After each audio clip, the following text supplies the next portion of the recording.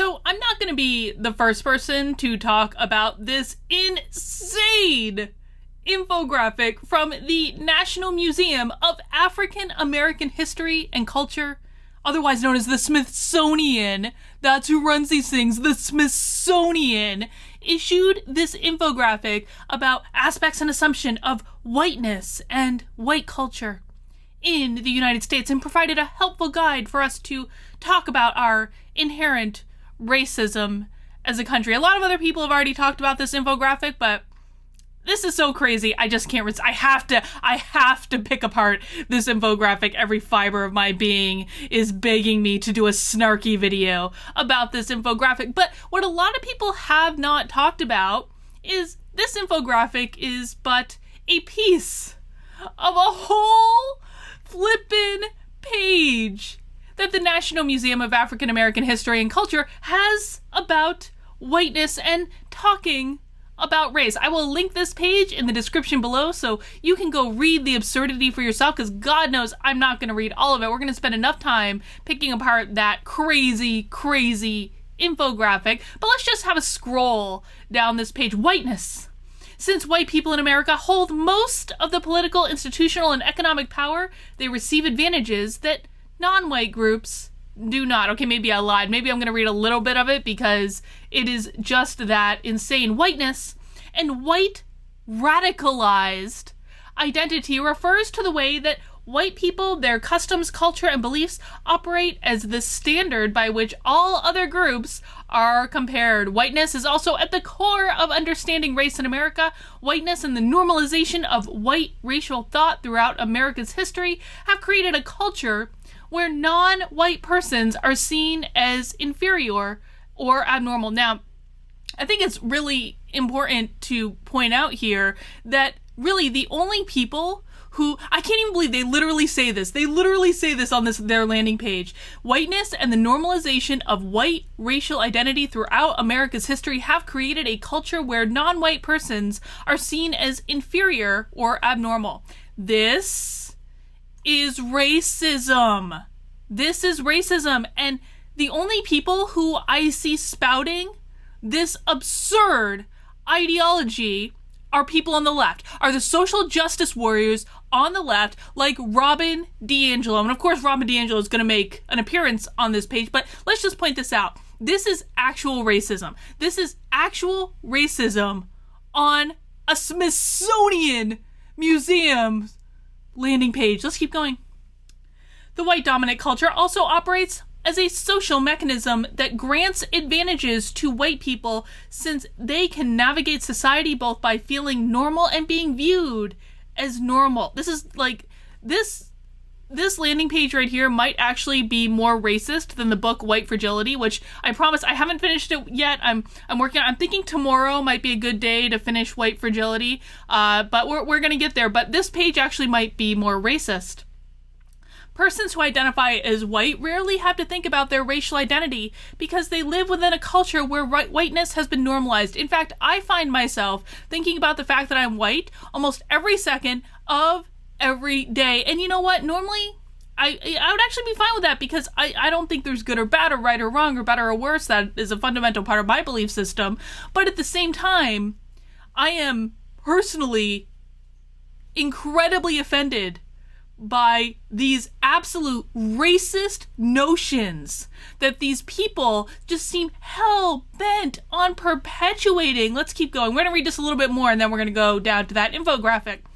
Thinking about race is very different for non-white persons living in America. People of color must always consider their racial identity, whatever that situation, due to the systemic and interpersonal racism that still exists. Whiteness and its accepted normality also exist as everyday, microaggressions.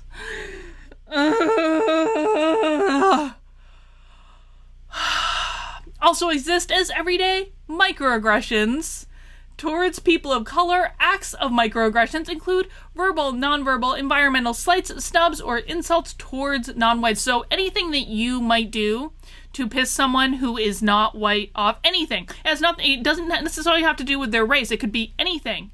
In fact, in organizations that I've worked with, you know, some of the things that are considered microaggressions. Forgetting to CC a person of color on an email, forgetting to invite a person of color to a meeting, having an offline conversation without inviting everyone to those are all considered microaggressions because they piss people off.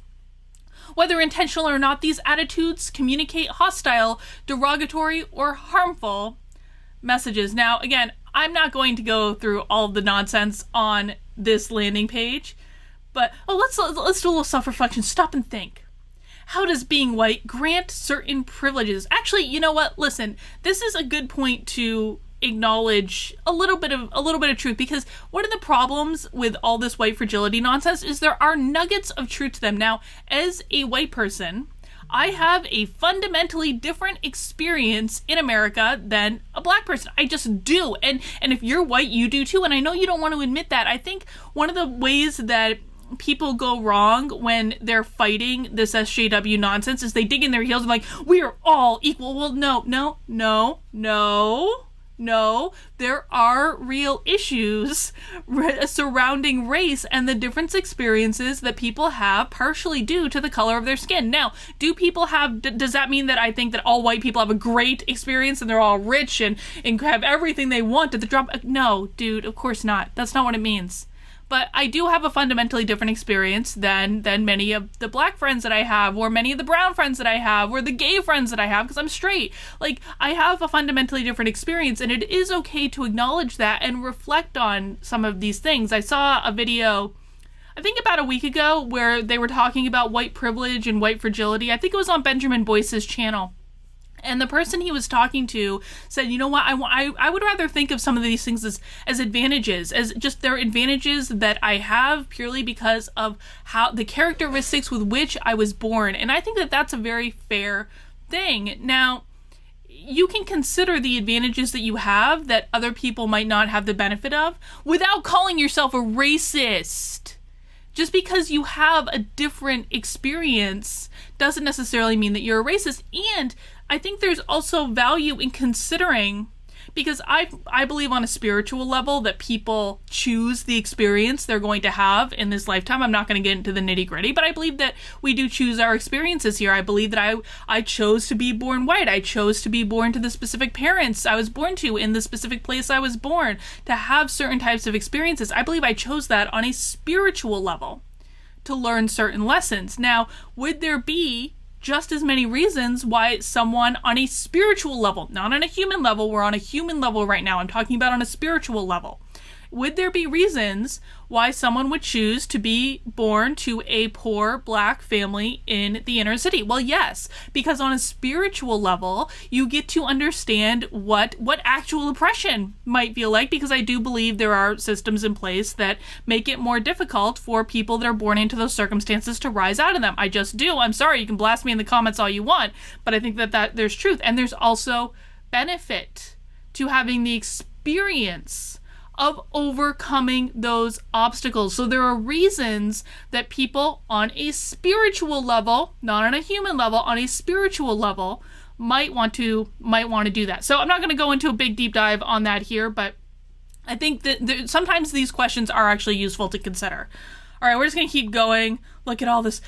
Oh God, guys, there's Robin DiAngelo making her appearance. Now, I've actually watched this video. This is just Robin DiAngelo talking into the camera, basically spouting the same white fragility nonsense that's in her book. It is an incredible video to watch if you have the stomach for it, but it's nonsense. We're gonna keep going. Okay, here we are. Let's look at this infographic and pick apart. Maybe I can even make it a little bit bigger. Oh, maybe not. Well, there we go. That's nice and big for us to be able to see. Talking about race, aspects and assumption of whiteness and white culture in the United States. So guys, let's learn what it means to be a part of a white culture. Actually, but before we get into that, listen, I just want to point something out. So I try to pimp subscriptions to my channel as much as I can, and one of the reasons that I ask you guys over and over again in my videos to subscribe to my channel is that YouTube likes to do nonsense like this, unsubscribing over 1,000 people to my channel in a single day. So they basically, I talk about all the time how YouTube pulls shenanigans like unsubscribing people from my channel. On Monday, they zeroed out my subscriptions. I had about 1,000 people subscribe to my channel on Monday. Those subscriptions, based on YouTube's own data, are now gone into the ether. So guys, if you like the content I'm producing, if you want to keep supporting it, please subscribe. If you think you're subscribed, make sure you double check, turn on those notifications, check back every so often, because I can't control when YouTube does this nonsense. I try my best to tell you guys that they're doing this nonsense, and yeah, you might believe me, you might not, whatever. But if you like what I'm doing, you want to support it, please subscribe. It does help me out. It helps me to grow the channel, and I really appreciate it. All right, let's dig into our infographic. White dominant culture, or whiteness, refers to the ways white people and their traditions, attitudes, and ways of life have been normalized over time and are now being considered standard practice in the United States. And since white people still hold most of the institutional power in America, we all have internalized some aspects of whiteness, including people of color. So they basically say, like, people of color you can be white too. You can internalize these aspects of whiteness and probably have internalized self-hatred about your own race because you've internalized aspects of whiteness. So let's see what, again, literally, the Smithsonian is saying about what it means to be white and to be part of a white culture. Rugged individualism. The individual is the primary unit. Self-reliance. Self-reliance, apparently, is an attribute of whiteness. Independence and autonomy are highly valued and rewarded. Individuals assumed to be in control of their environment. Quote unquote, you get what you deserve. So having individual empowerment, according to the Smithsonian, is a negative attribute of internalized whiteness. Let me ask you this. Who really wants to live in a society where your future and your destiny and your experience is dictated by someone else? Because I don't know what else this means. What is the opposite of rugged individualism, in which independence and autonomy are highly valued and individuals are in control of their environment? What is the opposite of that? The opposite of that is the collective is in control of your experience. The collective is in control of you. Why is that considered better? Why do we want that? Why? And of course, and I think it goes without saying, and I don't want to say this over and over and over again as we go through this infographic. None of this has to do with race. None of this has to do with race, okay? That's just blanket statement. But why does the Smithsonian want the collective to be in charge over your experience, over you as an individual, you, the person watching this right now? The Smithsonian is saying it is a part of white culture for you to work hard and to get ahead and to be in control of what you create in this world. Why would they want to take that away from you? That's a question you might want to ask. Let's keep going. The nuclear family. Father, mother, 2.3 children is an ideal social unit. Do you know how many people are not having kids nowadays? I'm sorry, how many, especially the social justice people, they're not even getting married, right? My husband and I, we don't have kids. Like, how is this a part of whiteness? Husband is the breadwinner and head of the household. Victor, you hear that? You're the breadwinner and head of the household. How do you feel about that? What? Never mind. I just yelled to my husband about him being the breadwinner, which is not the breadwinner. But let's just keep going. Wife is a homemaker and subordinate to the husband. Okay, that's okay. Children have their own rooms and should be independent. Why is any of this like a part of white? Okay, let's just keep going. Emphasis on scientific method. Objective, rationalized, linear thinking, cause and effect relationships, and quantitative emphasis. You know what's funny is I actually studied, well, my emphasis on research is actually qualitative. It's not quantitative. I'm not a quantitative researcher. I've never been a quantitative researcher. Apparently the color of my skin did not infuse the quantitative bones into my body when I did my doctoral work, because I studied, dare I say, the lived experiences of young professionals who are the target of workplace bullying. And so no, this is actually completely untrue. There are many qualitative researchers, and there's a lot of value to doing qualitative research in an academic setting. Qualitative research allows us to identify the why things are having certain themes that we may be able to design quantitative studies to dig in on a little bit deeper. But qualitative research is vital. Quantitative research tells you what is happening. Qualitative research tells you the why. And lots of white people do qualitative research. Smithsonian. History. Based on Northern European immigrants' experience in the United States, heavy focus on the British Empire, the primary of Western Greek and Roman and Judeo-Christian tradition.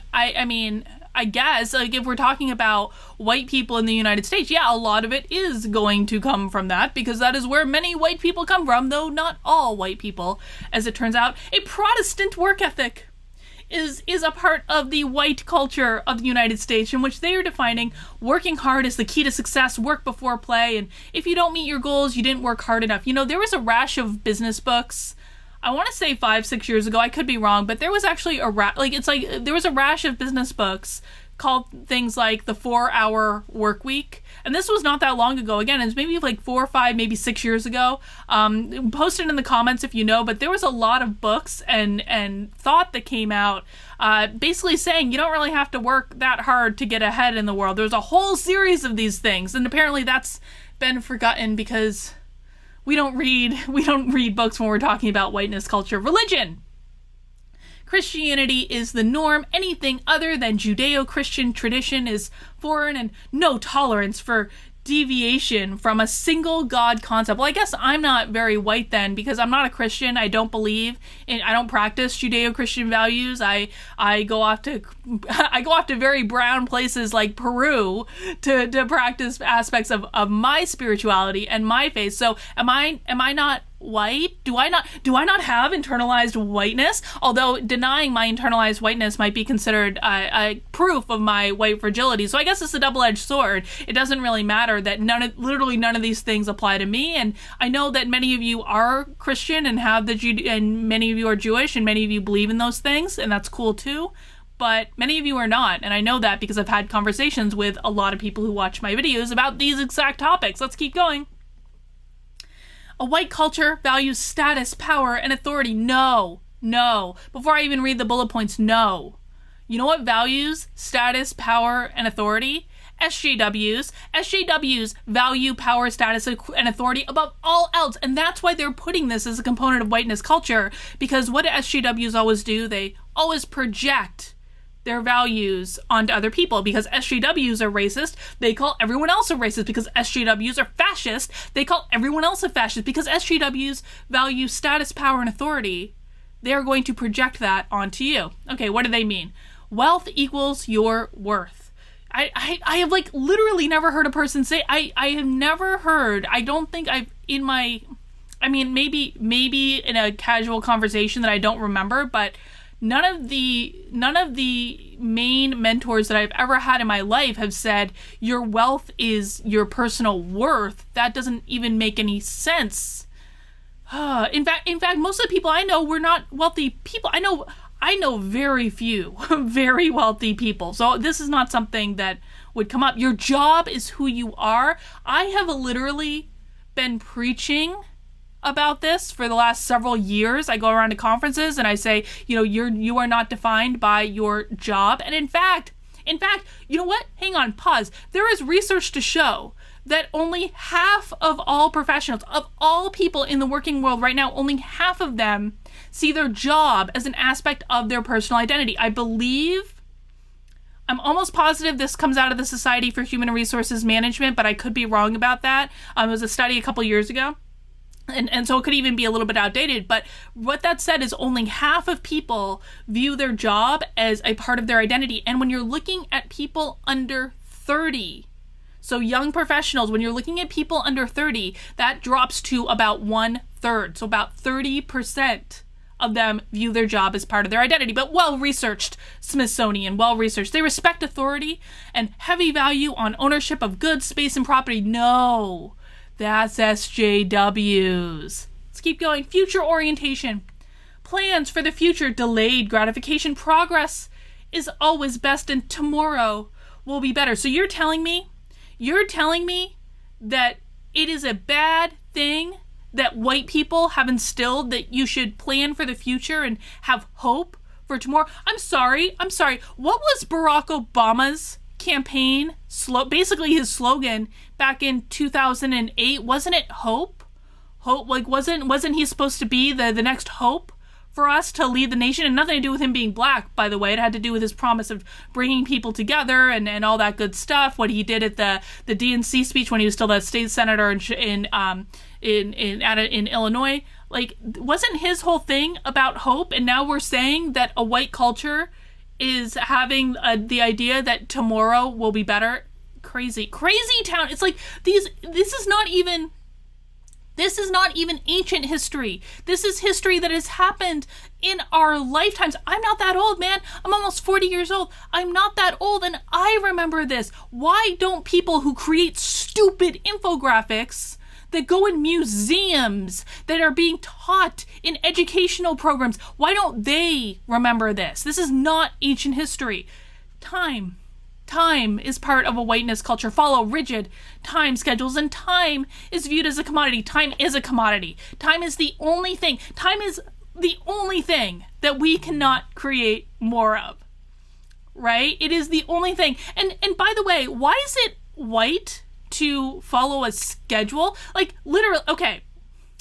I went to Machu Picchu a couple years ago when I was in Peru practicing my spiritual practice that apparently is okay because I did it around brown people and it's not about Judeo-Christian values. But we went to Machu Picchu as an outside trip, right? And you know what they have at Machu Picchu? Literally, Machu Picchu was not founded by white people, folks. Was not. They have sundials. What is the purpose of a sundial? Is it to tell time? Why would you need to tell time if you don't need a schedule? Let's keep going. Aesthetics based on European culture, steak and potatoes, bland is best.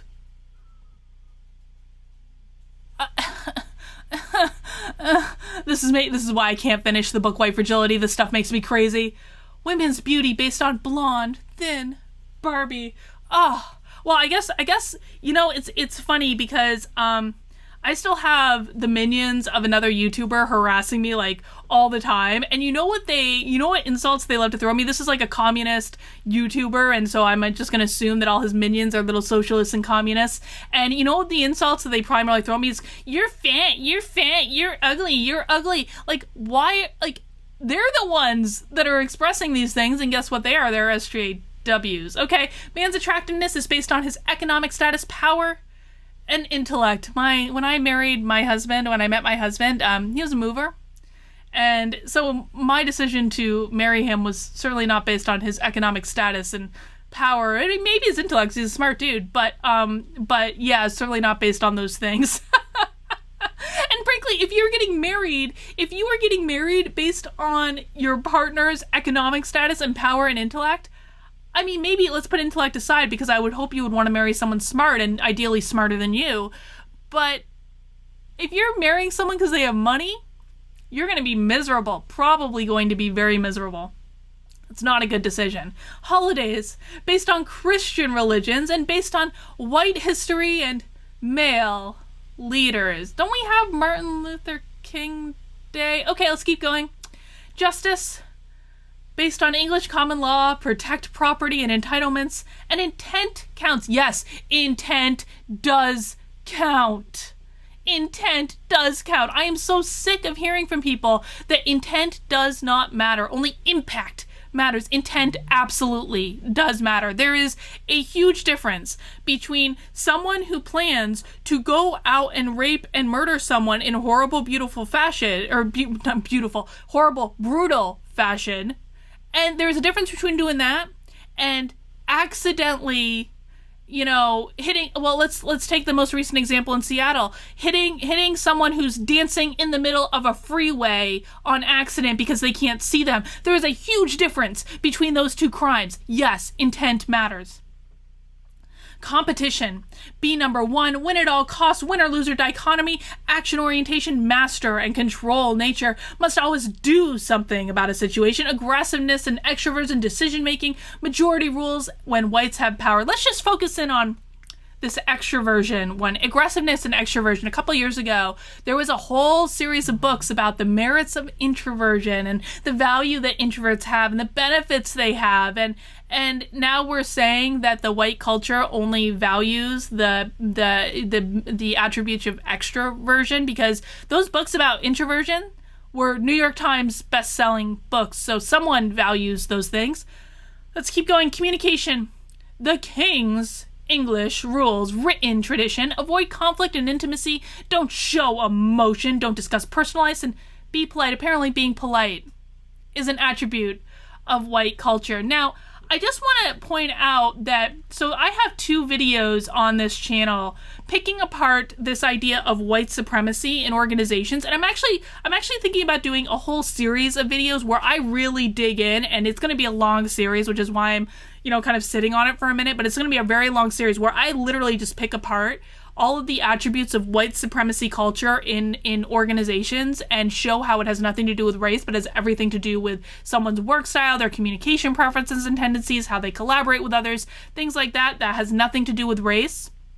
I can already tell you that the things that are in this infographic come from the same ideas as those videos that I've done where I pick apart the idea of white supremacy culture within organizations. They are the exact same ideas. These ideas have been around for a long time. This is not new. It's not new. It's just something that, because of the time period we're in, it's having its moment. And I don't know, man. I don't know. I don't know exactly what to do about the fact that this is showing up everywhere, but what I do know is that we need to speak out. We need to start talking about this. We need to start calling it bullshit. We need to start calling it what it is. This is actual bullshit. This is actual racism. And let me just point out that this page doesn't actually stop there.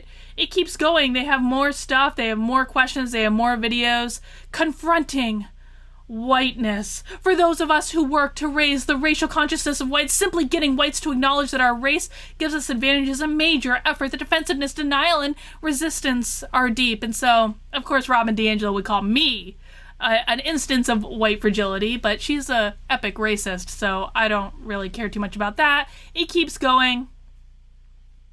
What? And then, of course, they ask for support at the bottom. Oh my God. So let's see who's supporting them. The Atlantic philanthropies. I don't know what that means. But yeah, the National Museum of African American History and Culture, which is part of the Smithsonian.